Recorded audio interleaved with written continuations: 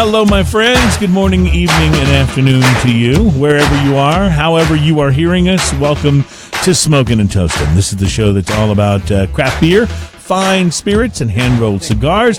My name is Cruze. My good friend and co-host is Mr. Ian Barry. Ian, hi. How are you, bud? That guy's crazy. Yeah, he's a little nuts.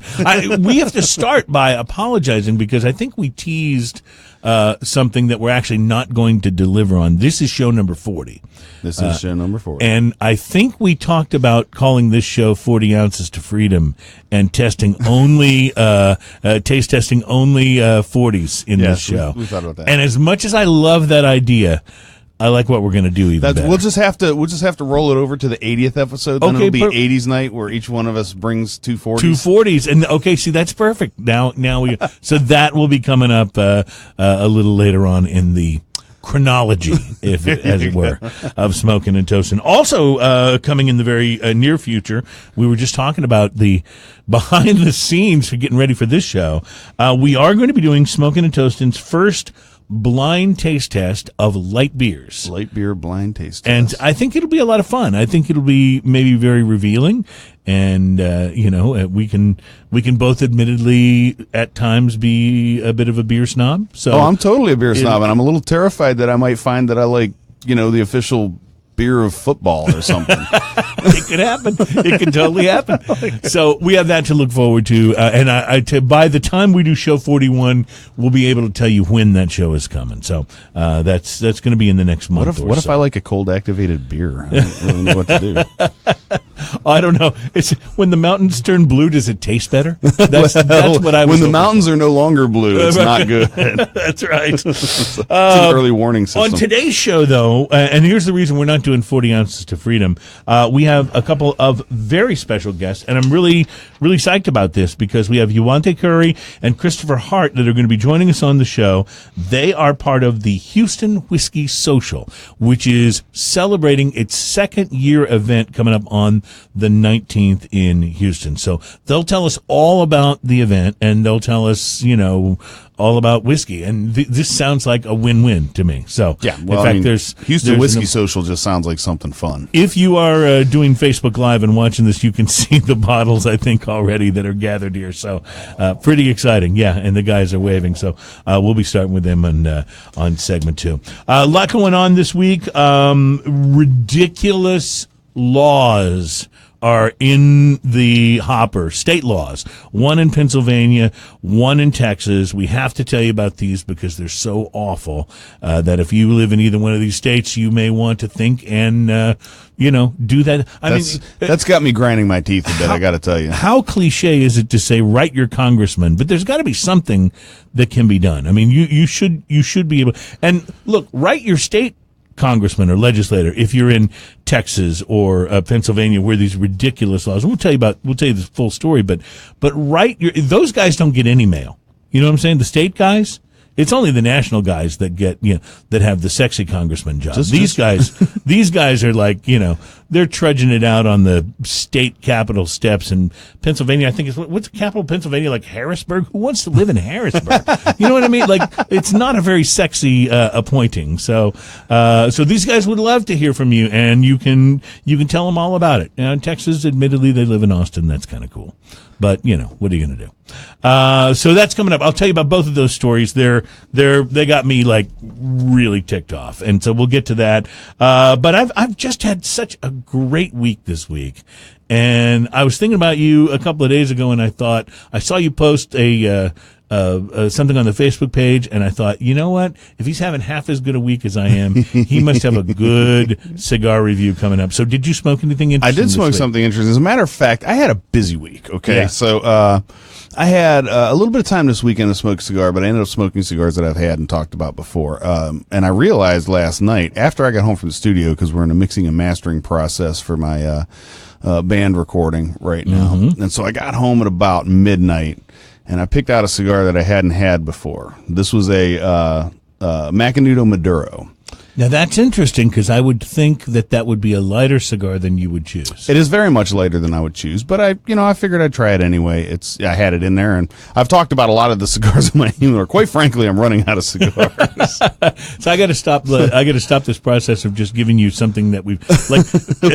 For those that don't know, Ian and I will occasionally split a box. We have a tendency to split a box of something we've already had and already liked and talked about on the show. So we have to venture into new territory. So the old standbys, we need like new influx of cigars. So anyway, this was a Hampton Court Corona, is the size. It was a 5.5 by 42 ring gauge. It was beautiful. It was gorgeous. It was this dark, oily Maduro wrapper. It was on the mild side for a cigar overall. The pre-light sniff was earth, straw a little bit, and mocha kind of smells. I know that straw smell that you're talking about, that lighter cigars often have, and it's not an unpleasant thing. It's not at all. But it's not something, if you're going for like some of the big Maduros or the big full flavor and it's Habanos, you don't smell that same smell. Right, and it falls under the earthy smell kind of thing. Sometimes you get a little campfire, sometimes you get a little pine needle kind of smells kind of thing, but this definitely had a very straw kind of smell and everything. The pre-light draw was a little tight. The initial light was actually really harsh.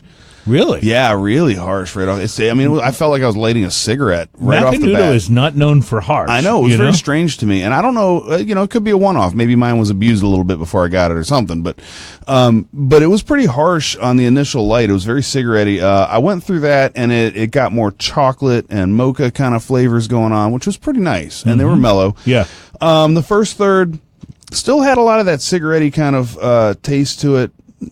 Not the worst thing, but not what I was expecting from it, Still had a lot of chocolate and mocha and started developing some vanilla, so then I did my whiskey sniff. Now, you guys out there know what the whiskey sniff is. That's where I smoke, about an inch of a cigar, and then I go smell my whiskey and figure out which one of those is going to go with it, right?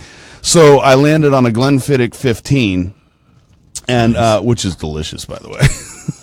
and it really complemented the cigar, but let me just go ahead and say, the second third of this cigar smoked way smoother. So, like, the whole middle section of the cigar was actually quite nice. And you're enjoying it much more. And I was enjoying it much more, and I had the whiskey there balancing it out. The third of this, it got harsh. The flavor backed up and turned into this bitter harshness, and I just gave it up. Like, right at the third. Wow. I was done with it. It burned beautiful. The construction was beautiful. Everything about it very well constructed. Was gorgeous. Yes. But it was a little disappointing to me. It was okay. I got 2/3 of a cigar out of it. Yeah. And it was, 1:30 in the morning by the time I stopped anyway. So. And there was the Glenfiddich. So, and this, just so all of you out there know, this is my fantastic handwriting. There you go. That's Ian's cigar. Yes, this is what happens when I'm outside in the dark. Do you remember the price on? Do you remember the price on? You know what? I totally forgot to look up the price on the cigar, but off the top of my head, I think it's about $7 cigar. So at that price, what do you price think? Versus quality? I was not very happy with it. Maybe it's a flavor someone else would like, so I'd have to give it about a 3 on my scale because I wanted it to be better all the way through. Yeah, you don't want the harshness. No, it was so harsh. It's fine for it to be mild because you would choose it in a situation where you wanted a milder cigar, like the morning or depending on what you'd had to eat or whatever. But I understand what you're saying. Yep. That's. How about you? Well, I had a really interesting cigar experience this week. I had no idea what cigar I would smoke and talk about on the show. But like you, if I'm smoking something I've already talked about, I have in the back of my mind, I got to figure something else out, that we can mention on the show. Right. So full disclosure, had no idea what I held in my hand. But I had ordered online a sampler pack of Fonseca cigars, and I like Fonseca. I wouldn't put them in my they're my favorite brand category. Not the Desert Island cigars. Yeah, no, but I like them. Yep. They've always been consistent. They've always been good. I couldn't even tell from looking at this band on the cigar what it really was. It had the F, so I knew it was Fonseca, and I knew I'd gotten it in that sampler. But the print was pretty small. Quite frankly, I thought it was probably a budget smoke when I lit it up. But guess what? Manuel Quesada strikes again. He blended this thing, and I think he's now my favorite cigar blender. Like, anytime his name is attached to a cigar, I seem to enjoy it more than average. Awesome. This cigar is the Fonseca. I found out as I went and I actually took a picture of the band, and I'll post the picture on the Facebook page. But when I went to research it to see what this is that I'm smoking, it was the Fonseca 120th Anniversary Rarissimus. Not a cheapy cigar. No, although it's not as expensive as you might think, but certainly not, not like a super budget. Yeah. It was medium to full bodied. Here's what I found out. Sun-grown Habano Vuelta Arriba wrapper. I'm not even sure what that is. But okay. Cuban seed tobacco from the DR and from Nicaragua. And the pre-light on it. I clipped it. And I thought, it was just earthy and wonderful. And then I lit it up, and from the very first puffs, I knew this cigar was going to be a winner. It was intense, but it was balanced and complex. There were notes of leather and spice, a little bit of a nutty characteristic all the way through, but it was so complex. So then I researched the price, because I was like, well, I got this in a 5-pack. I have no idea how much it is originally. It's a $7 to $8 cigar. It's not. They could easily sell the cigar for $12 to $15, and you'd be happy with it. And I'd be happy. I would feel at $12 to $15. I'd rate it a 5 or a 6. With we always talk about on price to quality that 5 means you got what you paid for, right? Yep. I'm going to give this thing an 8 at a $7 or $8 cigar. It's way above. Nice. What you feel like you paid for. So, and honestly, last week I reviewed that Rocky Patel 55. Like, I was like, okay, I gotta scale down this week. I gotta not go for something quite so over the top, because I can't just be raving about things all the time. But this was fantastic. This cigar, by the way, commemorates the history of the Quesada family and their contribution to the production and art form of the cigar. This is what I found out. The cigar blend was created to honor the family's Cuban heritage. That sounds delicious. It's a winner. I've now got to find out where I can buy more of those, because that was fantastic. All right, it's Smokin' and Toastin'. Coming up, Kristopher and Yuante from the Houston Whiskey Social will join us, and they brought whiskey. It's Smokin' and Toastin'.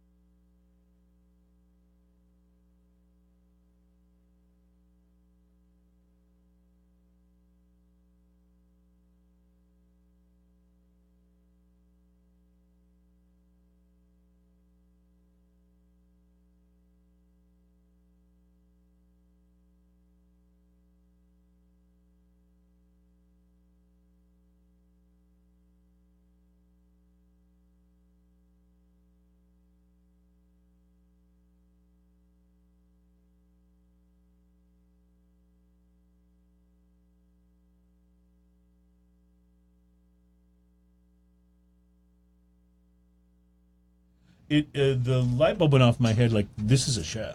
Yeah. Like, there's enough going on here. There's enough. He knows what he's talking about. He's far more knowledgeable than me on things like whiskey. But we both can hold our own on cigars and other things. And I'm kind of the rum guy, and he loves barley wine. I'm the IPA guy. So it's one of those things where we just complement each other really well. I think for a balance on the show.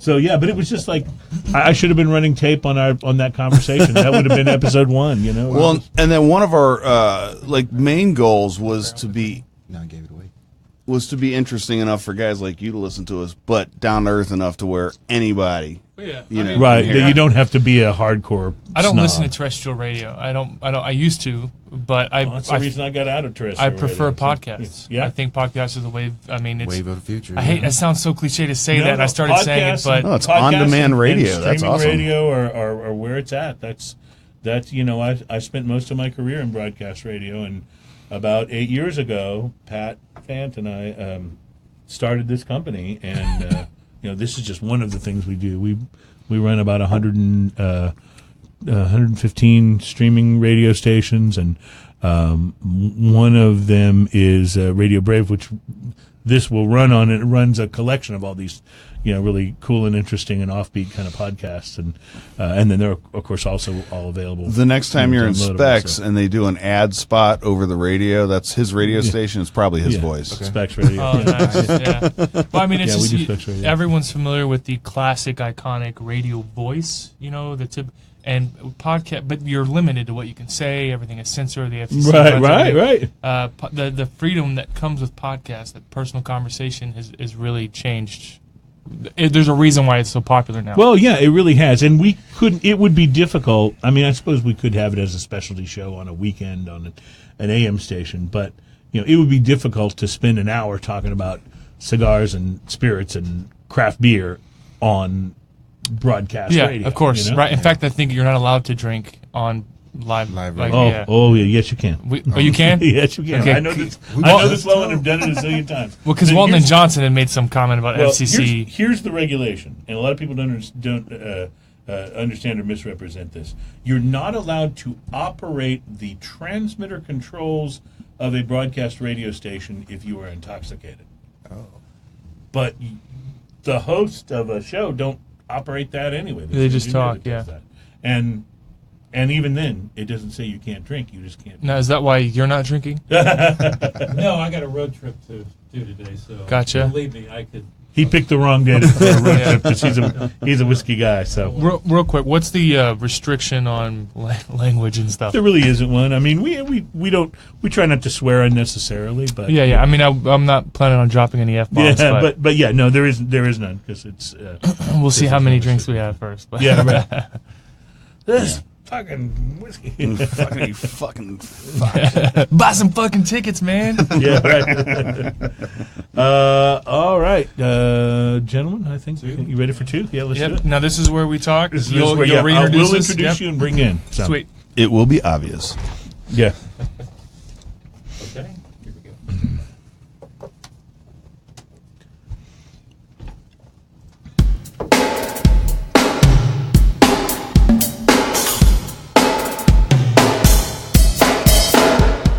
Welcome back. It's Smokin' and Toastin'. My name is Cruze. My partner and co-host Ian Barry is here, and we're going to be bringing on just a moment Kristopher Hart and Yawante Curry from the Houston Whiskey Social. But first, I just wanted to mention I posted an article on our Facebook page that Bobby, our producer, sent me during the week, and it was one of those things I looked at it and I thought, I'm not sure we can even talk about this on the show. Like, it may be too in depth, but if you are interested in the whole craft beer versus the big boys and what it really means, it was a fascinating article. It's the best article I've read on this subject that Bobby found, and I have linked to it on the Facebook page. So go and read it. It's terrific. I mean, it's a lot of insight. It really is. It was written by a guy who worked for the majors for many years, for the major distributors, and then wound up getting involved in a smaller craft brewery, and so he really does kind of know both sides of it, and that's one of the things that made it so fascinating. So we've talked so much about this on the show on the past 39 episodes that I thought if you were interested in it at all, it is easily the best thing I've read on it, and it's not totally biased in one way or another. It's I thought a pretty fair look at it. So check it out. And thanks, Bobby, for finding that. That was terrific. So Yawante and Chris from the Houston Whiskey Social are here. The Houston Whiskey Social is about to do its second annual. Is that right? That's right. That's correct. Yeah. Second annual event in Houston. And so I guess Chris and Yawante, first of all, welcome to the show. Thanks for coming in. having us. Yeah, thanks absolutely. for bringing the whiskey. Holy, no problem. Cow, We're in it for this. Yeah. Well, to be fair, this is just what we carry around every day, so it's nothing special be your here. friend. It's it happens. We're constantly bringing beers and whiskeys and stuff up to do the show, and the people in the building where we are will see this, and they always go, "Oh, party," and I always go, "No, Thursday." Absolutely. So yeah, I totally get that. But Houston Whiskey Social, first of all, what is it, and how is it different? There's so many whiskey events around now because it's become a bigger and more popular thing. So how is this one different, and what is it about exactly? So yeah, you're absolutely right. There are a few festivals throughout the year, whiskey events and whatnot, but a lot of them are from out of state. And Right, they kind of come to town and throw an event, right? Yeah, they come to town, and a lot of them, every state, their laws are a little bit different, right? Texas is very restrictive. And a lot of these out-of-towners will come in, and they put on a great event. We go to all of them. We absolutely love them, from Whiskeys of the World, which we participated in last year, to Whiskey Extravaganza. But they do a very, and this is not an insult, a very cookie-cutter style. They try to avoid any potential law. Anything that could get them in any trouble. Correct. Like gray area, right? Just to avoid it by a large margin. Right. So what they do is they approach every state from as vaguely as possible and kind of cookie cutter that thing. And what it does is it ties their hands. They pull TABC permits and these sorts of things. And if you do it right and follow the law and actually look at the law, you don't need to do a lot of the things. And what it does is it kind of frees things up to allow you to do more fun and creative stuff. I mean, so give me an example of something that you do that they would maybe be a little more hesitant to do. Right. So we're doing 3 or 4 things. One, I'm not allowed to tell you until you get there. Okay, fair enough. But we do 3 or 4 things that are not only have never been done by a festival, but they've never been done in Texas history. A couple of the things we're doing. First of all, we purchased an entire barrel of bourbon just for the event. And that was picked by people who live here in Houston. Yeah, so people who attended last year, they had a chance and they signed up and they actually taste tested barrel samples, and we bought the entire barrel. So this was picked by Houston. The event's being thrown by Houstonians. The barrel was picked by Houstonians, and it can't be found anywhere in the world. It can only be featured at the event. We bought every bottle. So wow. This will be a good time, by the way, to point out that this event is happening Friday, May 19th. Next Friday, from 7 to 9:30, and it's at the Houston Scottish Rite Event Center. Where is that exactly? It's just across on the what's the name of that old theme park? On the east side of where the Astrodome used to be. No, the Astroworld. So it's just across from Energy Stadium on West Belford. Okay. So, I mean, you're talking, you can see it from the building. So is it where the river ride used to be? Because I loved that. Yeah, no, I'm not exactly sure. It's been quite some time. But the other thing we did this year, which is probably the thing I'm most proud of, is we acquired a bunch of bottles going every decade, going as far back as World War II. Wow. And so people can come, VIP ticket holders who pay for the VIP price can come and taste bottles that were literally, liquid that's been sitting in that glass since 80 years ago. This is stuff you could never, like, outside of an event That's like pretty this, special. you can't never get it at have any an bar. opportunity Correct. to taste You can't that. go to any bar and get it because of TABC. You can't buy it from a store.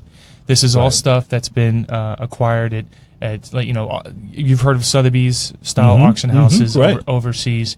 And a lot of them have come from my personal collection. But I want people to taste. I mean, this is literally tasting history. This is back when there were only 48 states before we landed on the moon. I mean, and the thing that we mentioned yesterday for the first time, this is back when Winston Churchill was prime minister, World War II. And what we've actually done is we've gotten a hold of his great-grandson, Jonathan. And he will be coming to the event, and we will be opening the night off with a toast. We partnered with Balvenie. Or Balvene, depending on your pronunciation. Depending on where you're from. So John Wingo will be there. Yeah. That guy has a party package. Wingo will not, but Allardyce will, and he's also favorite. a party package. Yes. But we're going to be starting the night off with a toast with Winston Churchill's great-grandson. Wow. He's coming just for the event to start the night off, and like I said, they'll be doing cocktails. Preamble, which is a great craft house on the south side of town, will be mixing cocktails from every decade going back to World War II. So gin was popular in the 50s. Cognac was great in the 70s. Right. We've got something from every decade that is not being produced anymore, is no longer around, and you can't get it anywhere else. And that's what makes us different. We're going to give you the experience that you won't experience at any other festival. We want to have you talking about this for the next year, all the way up until the next one, and continuously talking about it and sharing your experience about the event, what you saw at the event, what you tasted at the event, all of these things. So it's more than just a lineup of tables and Correct. the various whiskey people sort of showing off their wares, although that's happening, right? Yes. Absolutely. So we are featuring more than 200 different bottles for you to taste. 200 different expressions. There'll be far more than 200 different bottles. But So how early can we start? VIP gets in at 6 o'clock. Okay, that's good to know. Yep. VIP gets in earlier. general admission gets in at 7. So I want to start the tasting because you brought a lot of whiskey, and I'm like really excited. Don't be intimidated. There's only 8 of them. But okay, well that's And 4 of us. So but let me ask you this before we get to the tasting. What's the best way for people to get tickets? Is it at the door? Is it online? What's the best way to do the it? best way to do it is www.houstonwhiskeysocial.com. Get your tickets there. Any questions that you may have, you can find answers there. And if you can't find those answers, you can just send us an email and we'll get back to you as quickly as possible. Houston Whiskey Social. Whiskey with the E, and everything's With on the E, Eventbrite as well. And of course, we've got Okay. a great Facebook page kind of providing updates as we go. Cool, love it. All right, what you guys came in with the whiskey? What should we taste first? Well, let's start. We're going to go high proof if you're okay with that. I'm totally fine. with I'm that. a big fan of cask strength. So what we did, big fan of ours, is Balcones. This is a Texas distillery. Yes, There are like one or those guys. two phenomenal distilleries here in Texas, and Balcones makes a beautiful thing called Rumble Cask Reserve. This is 64.9%, so that'll put some hair on your chest. You had me at Balcones, actually. No. Oh, I was going to say usually we pop that right Oh, by I the, see what you're right, saying. gotta Yeah, get we the can do sound that. effect. Let's see Yeah. here. We've recorked it. There it you is. go. That's what we're Yeah, looking yeah, for. You know, even better, it's even audio, better. so that's a big deal. All right, so That'll we'll. pick up- And I have a bottle of their blue corn whiskey at my house that I Good dip stuff. into from time to time. Mm-hmm. Yeah, I like that. I remember tasting the blue corn, when we were on the show from Whiskeys of the World. Right. Yeah, those guys. You came guys in and actually did it. recorded there, right? Yes, we did. Yeah, it was yeah. it was a fun time, and we said yes, thank you. Yeah, like I said, He's we're pointing at the whiskey. I'm like, yes. That answer is always yes. I don't know how to say no to that. Ian, have you had this one before? I have not had this one. It smells This is. wonderful. Let me just review what we've got here. This is the Rumble Cask Reserve. now that's not technically whiskey, Texas. but it sure as heck tastes like it. No kidding. So is this? This is probably one of the best things they make. So it's made with turbinado sugar and figs. It tastes, to me, it tastes like unmistakably So whiskey. But it's, how would you classify it then So if it's not a whiskey? the way the TTB specific? classifies things, this technically falls under other spirits. They're very specific with whiskey and bourbon and straight bourbon, but that is by far one of my favorite things they make, and it's just sweet and it's got all the wooden notes, and of course it's aged in a barrel. So It has an almost approaching rum kind Yeah, of sweetness, yeah, it's got a to sweetness it as to it, well, for sure. in a great way. It opens, the first note I get is fig, but then boom, here comes the heat, and when the heat hits, you're like, oh yeah, whiskey. Yeah, You know what and I mean? Vanilla, Yeah, and vanilla. Tons Yeah. of vanilla and oak on the back of it. once That's- your mouth kind of not numbs, but kind of opens up to the idea of drinking, Yes. Once you bludgeon your mouth with the whiskey, it's just it's one of my favorites, and the nose on it is just incredible. That's Yeah. really good. Okay, we opened really strong here, so when we come we've got back a for few the things. next segment, it's going to be an interesting transition. It's the second annual Houston Whiskey Social. It's going on the 19th, which is a Friday evening, 7 to 9:30 p.m. Although I understand VIPs get in a little bit early. Is that That's right? correct. Yes. An hour earlier. And it's at the Houston Scottish Rite Event Center. The address is 2401 West Belford Boulevard in Houston. But go to the website, which is HoustonWhiskeySocial.com. Whiskey with the E. And that will give you all of the information you need. We are beginning to recommend it. Yeah, tell me about what's the difference between the regular and the VIP ticket price. Yeah, so they're going to cost about 75 for general admission and 130 for VIP. So VIP is not that much more than the regular. No, actually, I'm thinking- we're on the edge of being the least expensive event in Houston, and next year we plan for it to be even lower, but that's a secret. So I'm going to don't tell you, anybody. Ian, I think this is the time to go VIP. I'm in. It's Smokin' and Toastin'. We'll be right back.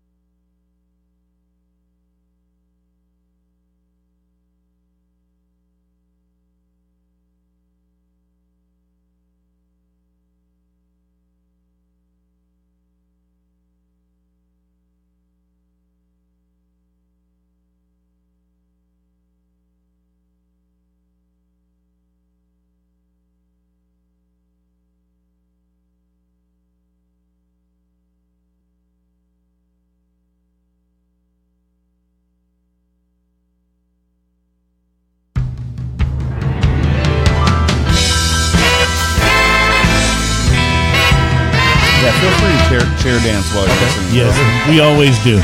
We always do. Welcome back to Smokin' and Toastin'. We are having a really good time on the show today. This is show number 40, by the way.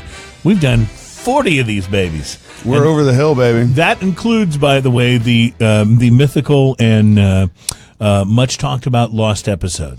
It's the one that Bobby and the powers that be suggested that we never post. Yeah. That's By the end of that one, they were like, not so it was much. the Cruze is really bitter Yes. episode. I And sense much bitterness in this one. and as we know, bitter can be good with a beer, but beyond that, you'd never want it with a cigar, and probably not with a whiskey as well. So No, maybe bitter's not.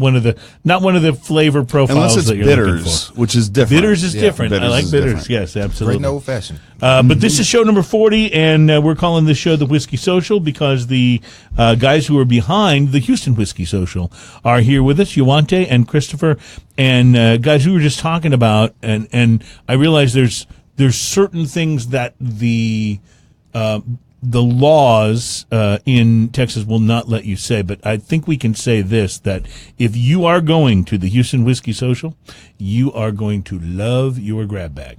Yes. No, Swag absolutely. bag is going to be Yeah. awesome. Yes. Yes. And we actually, this year, we got sponsored, which is a little bit unheard of, by Whiskey Advocate magazine. So That is so cool. Yeah, they will Wow. have a copy of their stuff in the bag, and for those VIPs coming, you're in for one heck of a treat. So your event is on the 19th, which is Friday at the Next Friday, yeah. at the HSR Event Center. Right, a week from this coming Friday, because we were doing the show on the 11th.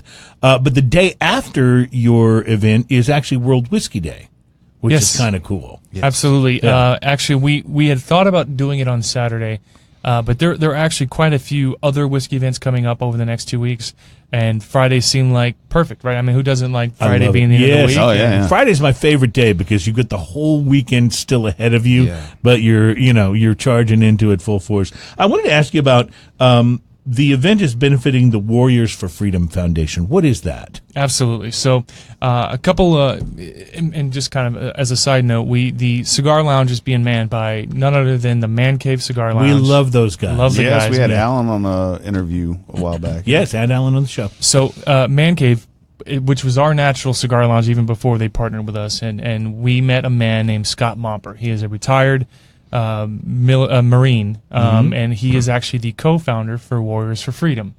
It is a nonprofit organization that originally was started out of Oklahoma, and they basically help PTSD and I'll give you the whole spiel here. Let me find it here. Nonprofit tax-exempt organization that provides support to our nation's heroes, their families, and they do a lot of scholarships, social activities. The problem you have with any war is you struggle when you come back to find normalcy, right? Yes. That middle ground, just to feel like you belong, like things are normal. And what they really strive to do is to have fishing tournaments and whiskey socials and as many things as they can to kind of the camaraderie is what they were used to, and when they come back, they still have it. The camaraderie is there. Correct me if I'm wrong, but isn't Man Cave Cigars, isn't that the spot that had the Colin no. Kaepernick Oh, no. jersey that people got to walk over when they came into the store? That That was those guys, right? I don't recall or cannot confirm or deny, but I believe that's You that didn't, right here. you didn't have to step on the jersey. No, it was your that's choice, right. It was actually. your It's choice, Entirely yes. up to you if you wanted Yes. to step on well, it. you'll have to understand that that lounge is manned by a retired police officer and is a very veteran-heavy location for people That's who have what served. I'm getting at. Yeah. So and that whole side, the whole argument was about freedom of speech, but for them, they've always been the flag, our country. But I get it, and of course, but we've been there. Me and Yuante, we're regulars there. We're members there. Yeah. And that place couldn't be more full of love and just like I said, camaraderie, just galore. I was just about to say, Ian, let's make the plan now to try to go and do a show there, because no place is better than a place that is a cigar place that's filled with guys who have the kind of stories to tell that love these guys that. have to tell. You know what I'm saying? Well, I told you when I went down to Galveston that time and I ended up at Havana Alley, also retired vet,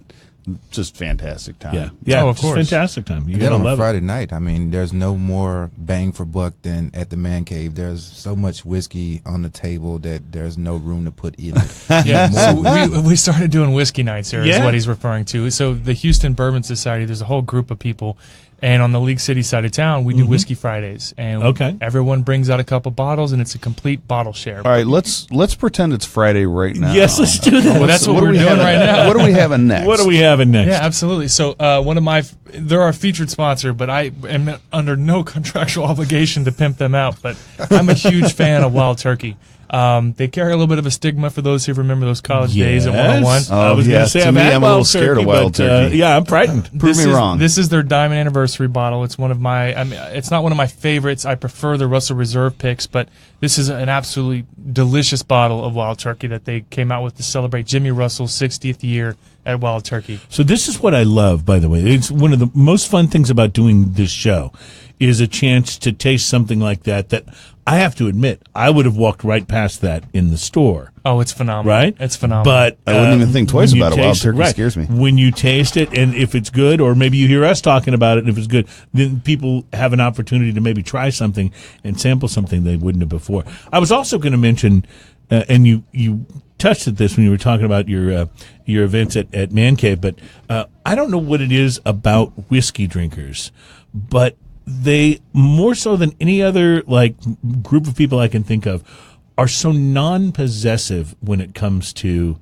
sharing their drink. They want to share it. is They're like, have you tried this? Have you tried this? Oh, here, try some of this. Like, and they could be there with like this super expensive bottle, and you don't see them like counting the dollars as they pour them into your glass. This is You know what I mean? really good. What better way to bond than to share a whiskey with someone, and then possibly a cigar? I mean, once you sit no, down definitely there, a cigar. No possibility about it. You know, it's funny you say it because every time I go out, if I bring a cigar for myself, I almost always bring 2 extras at Right. least. Just because someone's going to come and be like, hey, what kind of cigar are you smoking? And I end up laying a cigar on them about, 60-70% of the time. Like, hey, you want one? I have one here. All right, this is the Wild Turkey Diamond Anniversary Jimmy Russell. Am I saying the is title good. of this right? Absolutely, that's correct. Yeah, I will tell you, I haven't taken a sip yet, but the initial inhale on this is fantastic. This is good. So- This is Wow. like the We were the just- molasses flavor. I'm sorry, go ahead. No. Yes. I was just going to say that we recently they were in that bourbon. There's a group called Houston Bourbon Society. It's a Facebook group. It's fantastic. But we were recently discussing this. It's got this classic Kentucky copper sweetness to it that just Yes. it's metallic, but not in a negative way. It's very distinct. It's a recognize mineral it right flavor away. that's Mineral, really good. mineral, Mineral yeah, flavor, yeah. not. So if I could put this into words, the way I would describe this is a whiskey flavor that I've had before and not been that crazy about, except this time they did it right. Is that how you? that's how I Right. would say it. That's totally because fair, What yeah. I would say is like this sort of flavor. I would say it's not my favorite. I mean, it's okay if you just want a shot of whiskey, but like it's something to savor. Like wouldn't be my choice of my favorite. But when I drink this, I'm like, oh, they got this totally right. Like they aced it this time. You know what I mean? Yeah, It's no, it's personal absolutely preference. great. Yeah. So I get like just on first taste of this, I get I get a little bit of molasses that's just fantastic. A lot of sweetness to It's it. just delicious. Brown It's sugar. is. Good Like brown turbinado brown sugar, sugar, yeah, yeah. all day long, and then and a little bit of like I put just a tiny bit of water and it opens it up to a little bit of banana on Yeah, the very I was end. Oh, just banana's about a great do way to say that. Yeah, a little, just about a to do touch. that. Yeah, I may have done too much. Almost but- like banana peel. It's not real sweet banana on the end. It's just a hint. Well, of you're it, right. yeah. You're right because I just did that with a little water, and you can definitely Almost on the retro feel hail and when taste that on the retro hail. when Yeah. you taste it and. Wow, I'm very impressed. This is totally a whiskey that I would buy. You have a sense of what that sells for? Like how expensive is that it's bottle? about So the- $98. Well, if Better you than that? if you find it for under 100, I buy every Buy it. bottle you can. But I've seen it about 110, 115. Okay. Yeah, it's definitely up there. That's the only thing delicious. I would critique on it was I would prefer a higher proof. Mm-hmm. I'm under the belief that give it to me straight out of the barrel, as high proof as possible, and then if I want to cut it down with water myself, I will. I mean, it's the difference between buying a pre-made bottle of Kool-Aid as opposed to buying the powder, right? Right. You can sweeten it as much as you want. Right. So I like the cask strength versions better, but other than that, I think it's a fantastic wild turkey offering. What's your take on the the craft distilling industry, the fact that there's so many new small How long and do we even have? micro well, actually only about 2 minutes left in this segment, but we can come back to it. But I mean, is this something that you feel is like really a big part of what the whiskey scene is about right now? Do you think it's a passing fad? What is it really You talking all about the higher proof? Yeah. Yeah. Okay. So, in the 1 minute and 40 seconds I have, I think that we go through phases, right? Vodka was super big in the early 2000s, and then it's kind of slowed down a little bit. Before what we have now with whiskey, the fad was bottlers, people who would source their own whiskey, bottle it, and cut it down as much as possible for maximum profits. But now, as a society as a whole, everyone is developing a palate and becoming knowledgeable. I mean, everything you need to know in the world is at your fingertips. And I think the current fad, which I don't think is a fad, I think it's where we've evolved to, is higher proof, cask strength, and your own stuff. So for instance, Travis Whitmire is putting out a fantastic product here in Houston, which I believe, and he's a good friend of mine, but I believe even before he was a good friend of mine that this is the best Texas-made whiskey available, and it's made right here in Houston. And the stuff you get from the distillery is cask strength, unfiltered. Yeah. Which one is that? Whitmire's. Okay. If you go up there, the stuff he gets from the distillery is his own stuff. And has barrel flakes in it. I mean, it's unfiltered. It's pure, unadulterated, just gorgeous brown Texas juice, and it's phenomenal. Ah, whiskey, why do I like you so much? Okay, guys, if you don't mind, we want to do a little craft beer tasting in our next segment. Do you mind sampling some craft beer with us? Can't wait. Absolutely. Yeah. All right. Big beer You're fan. listening to Smokin' and Toastin'. It's show number 40, baby. We In made our it last to the big segment, we just 40. have 6 more whiskeys to try. Yeah. Wait, is it already the last segment?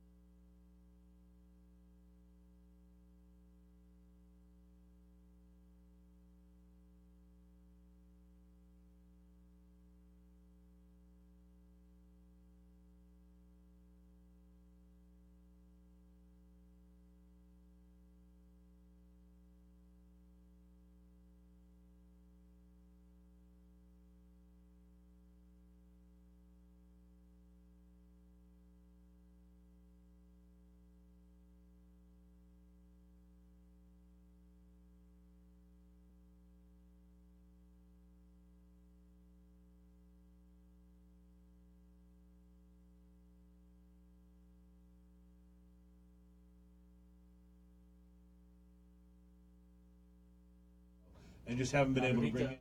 The Lagunitas Undercover Investigation Shutdown Ale. Okay?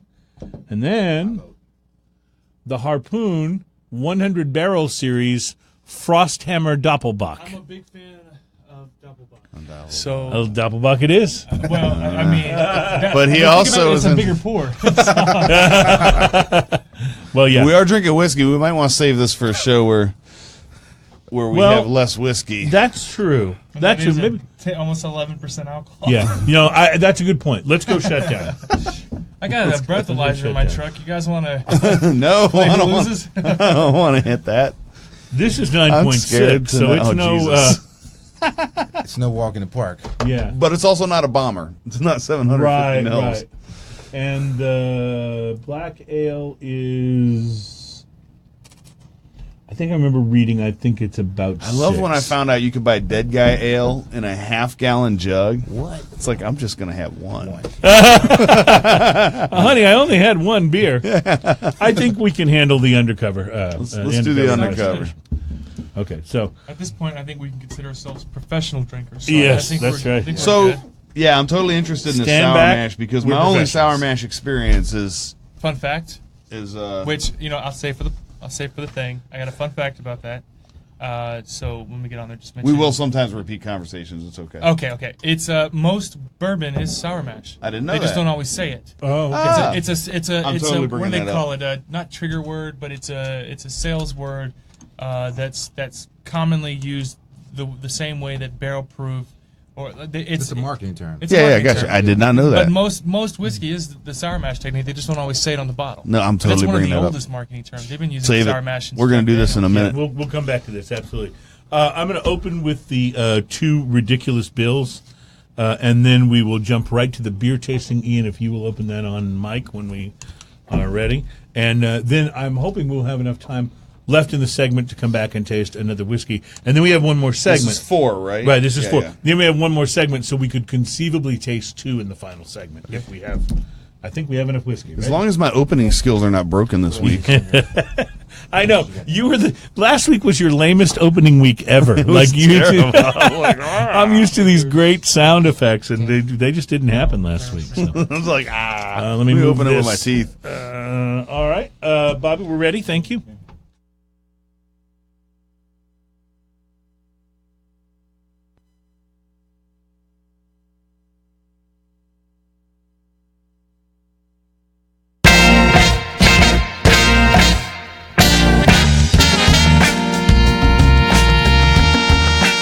I have tickets to this show.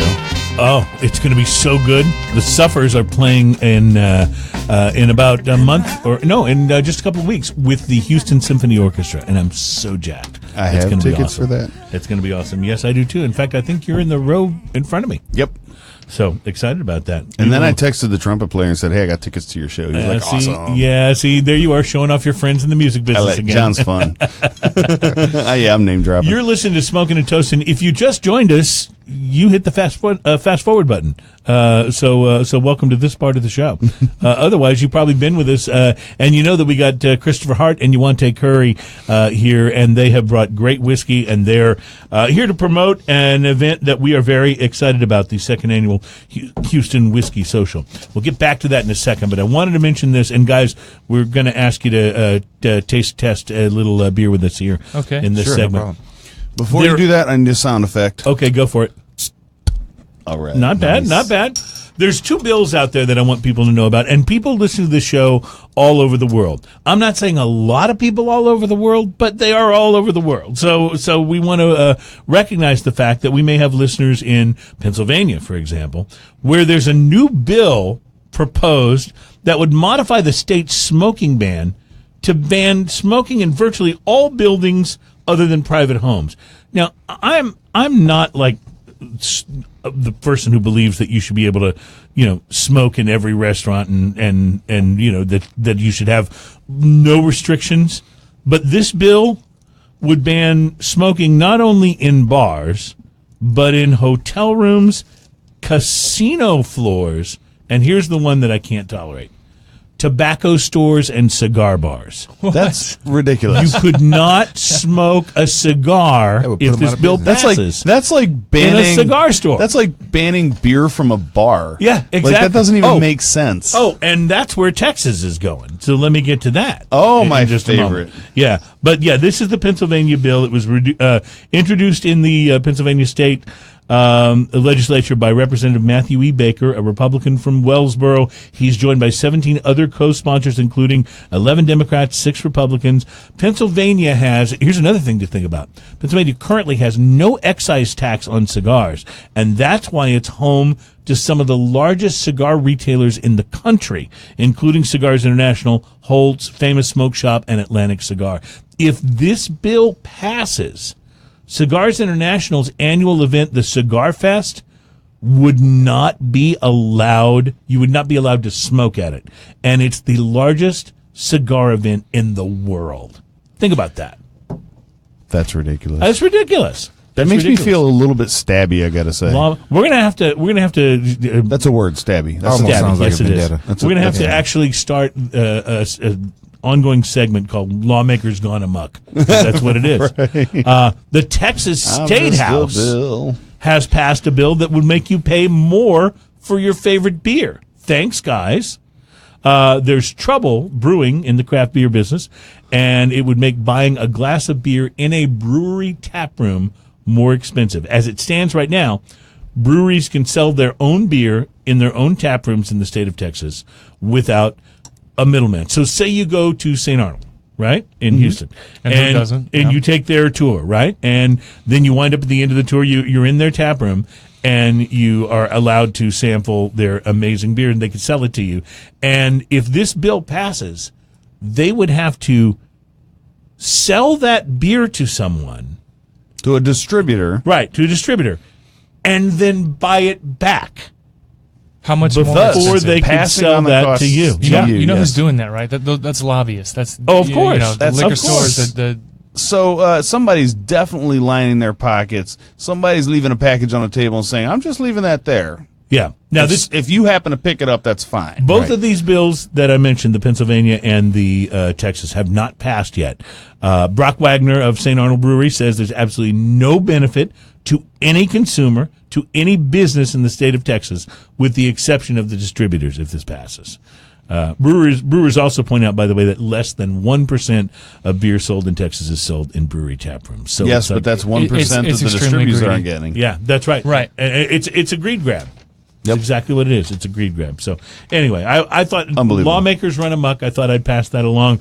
And just in time, by the way, for us to do some craft beer sampling. And I want to say thanks to Chris and Yuante for being willing to do a little I just opened up sampling this, with us. So this Lagunitas Undercover Investigation Shutdown Ale. I've had this sitting in my fridge for like 4 weeks. I feel like the more syllables you put in the name of something, the more expensive it should be. and the higher the alcohol content, I think. Oh, also, yes, it's 9.6. It smells amazing. I haven't baby. tried mine. How about you who have sampled it? Tell us what you're thinking Yeah, what so are you far. thinking? Well, I haven't sampled it. I've been giving it quite a few sniffs. You know, anytime okay, you so- experience something, I spend a little bit of time just kind of smelling it. And for me, it smells like grapefruit and very. There's a little citrus. I'll agree with Yeah, that. there yeah, is the some citrus citrus. is just almost like a peach. It's just very sweet, juicy fruits. You is- want would to? be What the do you right way think? to say it. I think it tastes like a great day on the beach. This is delicious. I'm going to say, Ian, if a barley wine married a citrusy IPA, this is the baby. That's, would you know what? You nailed it. Because Yeah. that was just about what I was going to say. Get out of my head. It's creepy. Yes, I know. No, really, it's creepy in there. I don't even want to be in there. It's creepy. No, this is actually really good though, and you know, people who have listened to a few episodes of the show know that I love IPAs, in particular citrusy and really tangy IPAs, and Ian loves barley wine This and that has- sort of like raisiny Right. date sort of flavor. Dried fruits. Yeah. And this has a very IPA kind of upfrontness to it, but the mouthfeel and everything is very much more barley wine. It's actually a much I would agree. thicker, viscous. This is it is a liquid. limited release from Lagunitas, who, by the way, they're from Petaluma, California, and they have another brewery in Chicago, Illinois. These guys make great beer. Shoot, Like, yeah. I have not had a Lagunitas beer that I haven't enjoyed. These guys really score. But this is in another category. delicious. Yeah, this is really good. Now, I don't know how easy or difficult this will be to find. I don't even remember where I bought this. I was just about to ask you that. I've had it. It might have been in that end aisle, the singles on the end aisle at Specs, because I only have one of them.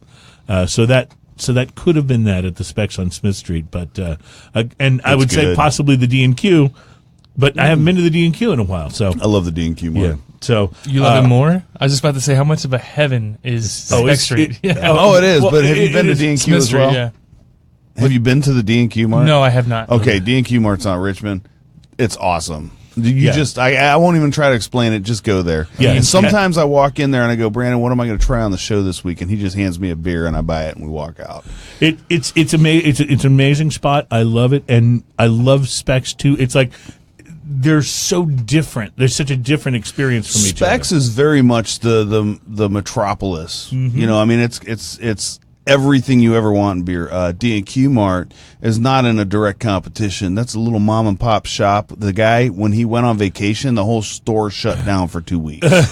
Like, that's the kind of place it is. Literally a mom and pop shop, and he just self-curates it. He's got I was going to say he's curated his beers. You know? wines, beers. I mean, and he's got great taste. That sounds like Sergio's in Louisville. Oh, my God. Let's not even talk about Sergio's. That sounded good. Ian, you just opened something that I think you're really excited about getting to. What do we have? Okay, so I want to point out this is Elmer T. Lee Kentucky Straight Bourbon Whiskey. It says single barrel sour mash. Now, the only other whiskey I know that says sour mash, I'm not a big fan of unless you're mixing it. So I'm a Jack little. Daniels. That would be the one.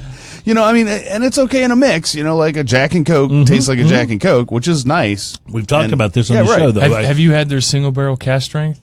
Yes, They're actually yes, because we've talked about that on the shows. which goes. Did you like it or not like it? No, I do like it. It's moving in the right direction. You know, we talked about moving towards higher proofs, and actually, as far as sour mash goes, the funny story is most bourbon is used. They use the sour mash technique. I did not know this. They don't always advertise it, I so- thought that sour mash was like a particular thing that they did.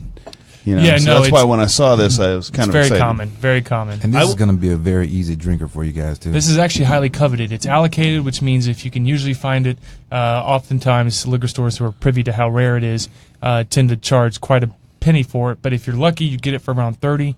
If you're not lucky, you can find it for as high as 70. Yeah. Okay. It's so an, Holy it's an Toledo, I'm buying allocated this. single barrel, and it's fantastic. Elmer T. Lee, Kentucky Straight Bourbon Whiskey, is what I'm reading right off the front. And Ian, did we show this one to the camera? I I want to don't make sure think we do so. that. Let me get that up there. But I'm going to tell you, while I'm showing this to the camera, I'm going to tell you this might be one of the smoothest straight whiskeys. And it's a single barrel. Yeah. Like, this is amazing. Wow, guys. Great thing about it is if you were to say that if there were a Mount Rushmore of bourbon, I think they'd be up there. If there were more than 5 spots, because there's definitely more than. But there are. It's like are being 4 asked to spots. choose your favorite child. You know, you can't No, that's do pretty that. easy. It's the youngest. This is vanilla and oak. Maybe and not a little bit of- necessarily the youngest when it comes to whiskey, though. Of course. Yes, Of yeah. course. This is amazing. This is You were saying vanilla and vanilla oak? and oak. A little I get bit both of those, a little butter? A little bit, butter, yeah, definitely. Get a little Um, pecan on the finish. what's that? A little pecan. Yeah, I can go with that. Yes. I'd love to try it with a little water. I bet Yeah, that's go going to bring out some Yeah. interesting stuff. Here's too. some water, Ian. Try that. That's really just terrific. So, I don't mean. One of the things I worry about sometimes on this show is that we like so much of the stuff that we try. I wonder People may if not think we're legit. People think we're just total homers. But All you have like, to do is watch the video. You'll see that we actually are enjoying it. Yeah, that's right. You can see, and in all fairness, like this is really good stuff. Holy It's cow! really I good am stuff. like you are now With the directly water? affecting sales of Elmer T. Lee. Well, we wouldn't I'm bring stopping it on my way home. if you can find it. If you find it, pick Pick a couple up for bottle us. Yeah. Yeah. Because, like I said, they're allocated, so they're hard to find. Wow. Okay. Is stuff that's harder to find like that? Is it worth searching for it on the Oh, internet? of Yes, course, yeah. definitely. Yeah. Yeah, definitely. there for those who know, the first rule of Fight Club, but there are some secondary places to find these. All right. Well, the first rule of Smokin' and Toastin' is that we only have 5 segments, and our final one is coming up. So We will be back with more tasting and more about the Houston Whiskey Social coming up.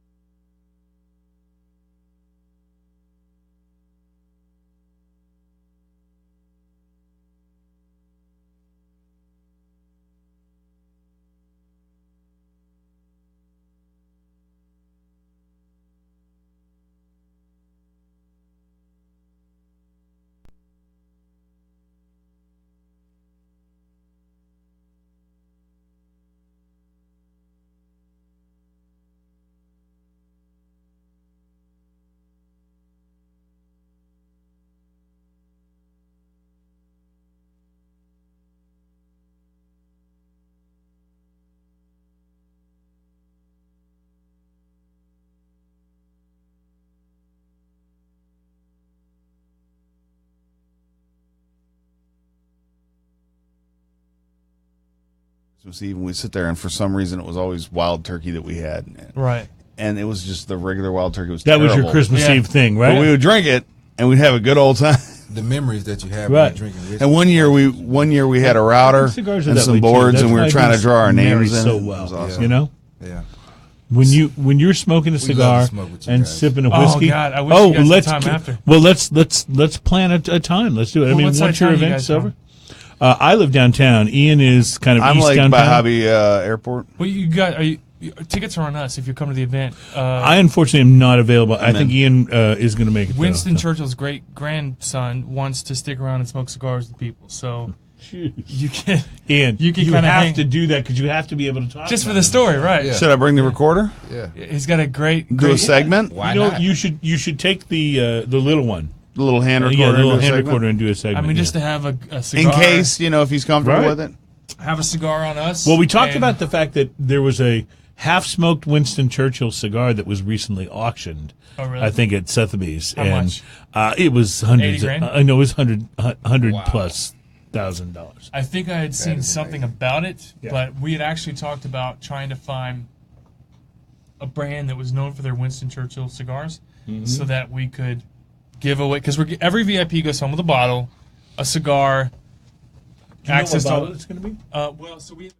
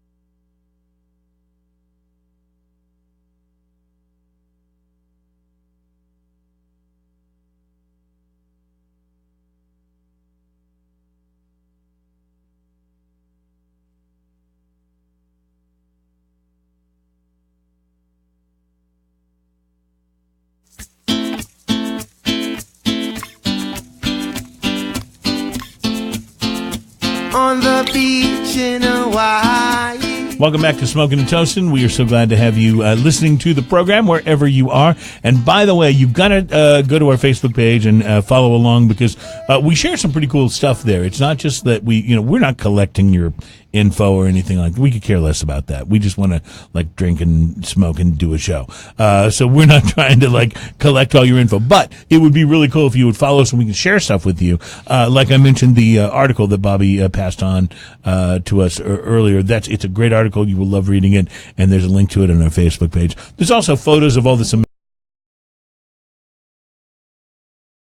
see what things look like. And Kristopher Hart and Yawante Curry are here with us. They are the event producers of the second annual Houston Whiskey Social, which is going down on Friday, May the 19th. It is from 7 to 9:30 p.m., although VIPs get in earlier.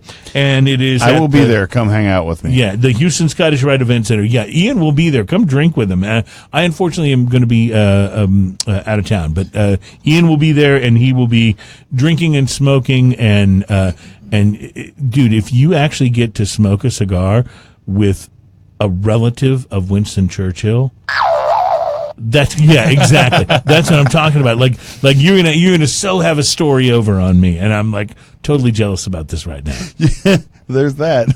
Yes, yeah, totally jealous about it. But guys, this is a great event. I mean, the event that you've described, I think, is the preeminent sort of whiskey event. You've really done it right, including some of the stuff that you've told us that you can't actually share, in advance because of the way that certain laws work. But even the stuff that you have shared, it seems to me, price-wise, you guys are getting it right. The amount of stuff that you have going on, the number of different whiskeys, and then this whole ability to taste through time. I don't know if that's what you're calling that segment. That's a great way. We should have Taste called through it that. time. I love that. I wish I had the foresight. Yeah, that is just so cool.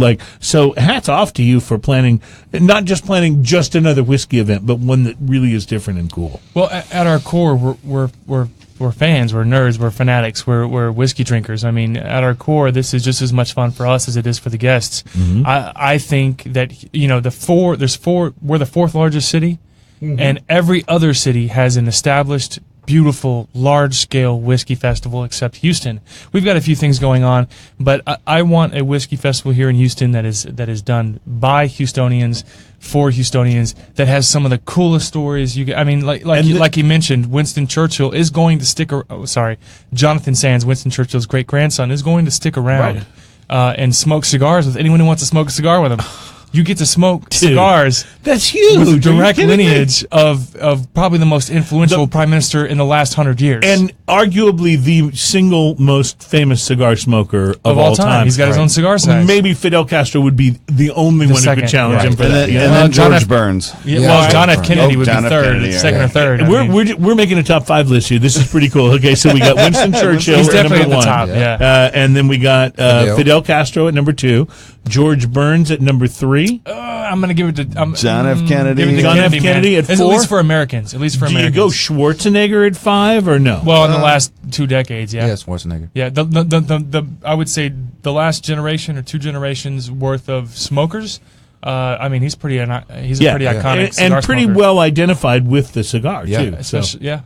Okay. I would put me on that list. I'm pretty awesome. We've just done a really serious top 5 list. That was but awesome. I'll go for number 6. I'm not greedy. Too, so Ian, you're 6. I'm number 6. I'm not greedy. Ian Barry, number 6. Yeah. All right, we'll take it. Nice. Guys, I think if we hurry, and I don't like the word hurry attached to whiskey at all. You're actually late. I actually have some Russell Reserve. Oh, dude. Well, let's in my glass here. I passed it to you. Oh, you did. See? Yes, I passed it to you. And this. All right. So talk to us about Russell's Reserve. So here it goes. The particular bottle you're drinking is a single barrel pick from probably one of the most well-known or well-respected bourbon groups. This is from the Bourbon Cartel. It is a nice little private group of guys. Yeah. It consists of about 30 individuals with well-developed palates. This one was picked with a great, well-known guy out of D.C. named Prav.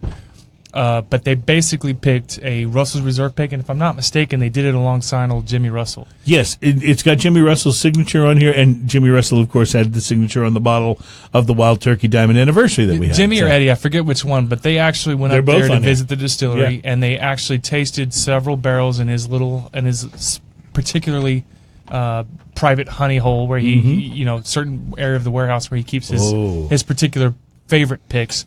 But this is a private barrel pick of that, and I got to tell you, it's phenomenal. I mean, I just did the nose on This and it's has- wonderful. yeah, 55%. Wow, This is fantastic. Yeah, it's big. It's huge. Yeah. And the flavor is good. The heat is wonderful. Like it's this nice even heat from front to back. It doesn't go away and disappear. It's just super even all the way back.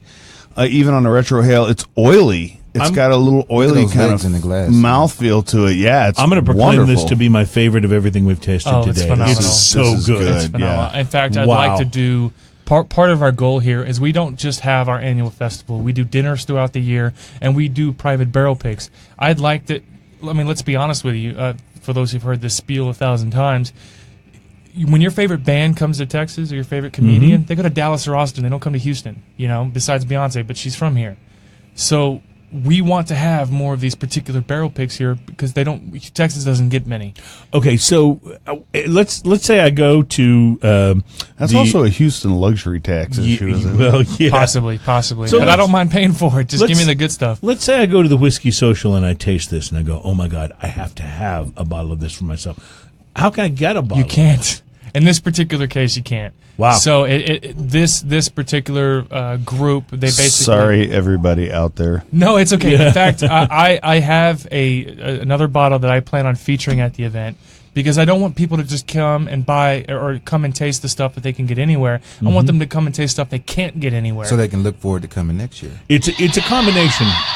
I think it's a combination of the two, though. Really, because you want to come and you want to taste some things. You go, oh, that's great. I need to add that to my bar. Right. I Right. want to attract nerds. Yeah, I want people to, But to also- turn into the fanatics. And you may remember, Ian, when we were at the Balvenie event at the B&B, yeah. and we tasted, what was it, a 35 year? The 30-year-old. It was the 30-year-old. Yeah, That was pretty brilliant. I'm not going to be buying that bottle anytime That's soon. $1,000 Yeah. bottle. Yeah, I'm not going to be buying that anytime soon. But what an experience to have course. tasted it! Yeah. And what you're telling me is there's going to be some of those kind of experices. Like, that at the stuff Whiskey was Social. so good, I wanted to take back things I didn't even steal. But that's the goal. So we Russell's Reserve will be there, and I will feature another Bourbon Cartel pick. It's the This same single barrel, so it's just delicious. It's pretty amazing. But you can't get it here. Even This is the so- woman who works for Russell's cannot get this bottle. This is so good that the only thing I can think of to say right now is, hey, look over there. Yeah. Oh, my goodness. What on earth could that be? Yes, that's right. Up in the sky, it's a bird, it's a plane. I think we have time to taste one more. One more? Okay, Yes. absolutely. I like to recommend the Elijah Craig Small Batch Barrel Proof. I is that thought the we had one already done that. Is we that the didn't, one- right? No, we didn't. Oh, this is absolutely perfect. No, but Absolutely. you know You what? guys did that. Yeah. We haven't done But that. you know what? I thought Yuante, this wasn't this the first one we did? No. No, you sure? Yuante What's did the first put, one we did? Yuante did put the No, headphones the on. first it, though. one we did was The Balcones, gotcha. the Balcones, yes. Okay, so And that was good. This is going to be a treat. This is what But happens it's gonna have when to you're go some, enjoying though, it as to you beat go the along. Russells. This is the Russells Reserve. well, Yeah, this it is is. definitely up there. So Elijah Craig is also a featured sponsor, and I'm a big fan. And I'll be honest with you, we kind of approached the ones I felt like would really hit home for their featured offerings to see if they wanted to be a featured sponsor. Now, this is the barrel proof, 12-year-old barrel proof. Correct. 63.5%. And we're closing in on 2 minutes for the show. So tell us. I want to make sure we have another opportunity to really tell people what they need to know about the event. But very quickly, what do we need to know about this whiskey? So Elijah Craig has done 12 years, a 12-year-old for many years. They recently switched to it being a non-age stated, but their barrel proof program, meaning it comes out of the barrel exactly, no added water. I mean, it's full proof. This one's coming in at 63 and a half. Yeah. Holy So cow. I guess you'd round up almost 64%. It'll light you up, but honestly, Elijah Craig's barrel proof is some of the most coveted Elijah Craig out there, even more so than their 18, which I prefer the barrel proof over the 18. It's just some of the best stuff out there. And This- it'll save you some coin. This makes me feel like I'm drinking something really expensive. Is it? Well, no, you can actually find this around $60 No if kidding. you're lucky, and some stores who know what they have will push it to 80. This is something definitely special. It really is. It gets bought up almost immediately. I mean, people, as soon as they find it, they buy what they can. Wow. Yeah, and How you awesome should. is it to be putting out a product that people snatch And up I off want the to point shelves out, as soon as it I comes want out? to point out to everybody out there, it is 63%. You should add a little water. Yeah. Yes, you really should. In fact, pass that water over You here. should. Yes. And in fact, He we'll goes, actually "You have we'll actually have water at the event. Last year we used this phenomenal brand, Theoni. They make fantastic water, but I believe it's from Greece. I mean, it's just it worked really well. So this Because all year, water should be from Greece. if you would prefer to have water, we will have Theoni there so that you can add a little water to your whiskey. And believe it or not, which it kind of breaks my heart, we'll have some what they call dump buckets. So you've got 200 whiskeys. You can't really hit all those all in one night, but if you taste it and you don't like it, feel free to That pour it will out. not stop me from trying. We managed It won't to stop me from avoid swallowing. managed to avoid the dump bucket so far today. I so didn't that's swallow. a good thing. I swear. Guys, the event is Friday, May the 19th. It is general admission from 7 to 9:30 p.m., although VIPs are admitted at 6. It takes place at the Houston Scottish Rite Event Center, 2401 West Belfort Boulevard in Houston, which is down near NRG Stadium. Come hang out with me. And Ian will be there, and it's going to be a great... Guys, this sounds like a really fantastic event, and we just embrace it and endorse it and encourage everybody to go. Thank you. Come smoke. I and really toast with the appreciate Houston it. Whiskey Social. Yes. Absolutely. Thank you so for much, being guys. here, both of you guys, and you are welcome to come back anytime. Radio crash on pirate satellite, orbiting your living room, cashing in the Bill of Rights. Human armies.